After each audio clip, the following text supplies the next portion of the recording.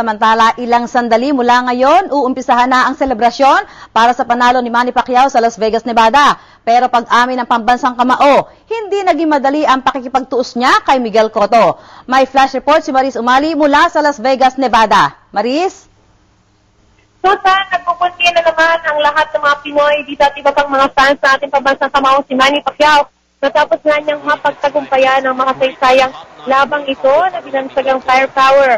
Napakatamis nga ng kaniyang tagumpay. Natagumpay din ang buong sambayan ng Pilipino dahil sa kauna-unahang pagkakataon, nakuha ng isang boksingero ang kapitong title belt sa iba't ibang weight division at Pinoy ang nakakamit nito.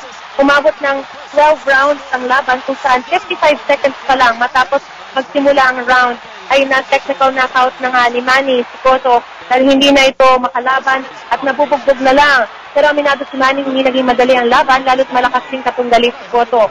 Nang tanungin naman siya kung sino nais niyang susunod na makalaban, sabi lang ni Manny magbabakasyon daw siya muna.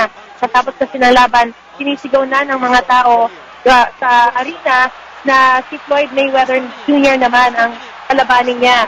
Pero sabi niya, last weight division na raw niya ito.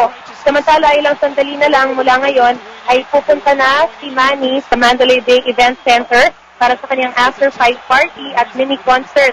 Doble ang saya lalo't panalo siya. 8 kanta ang inaasahang awitin ni Manny kasama ang MP Band.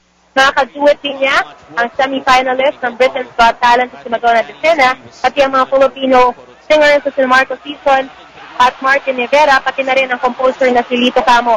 Sa ngayon ang situation dito, Susan, sobrang dami ng mga Pinoy, mga fans na nagabang sa kanya dito sa may event center para makipagbunyi kasama si Manny Pacquiao. At yun ang pinasarigang balita mula rito sa Mandalay Bay sa Las Vegas.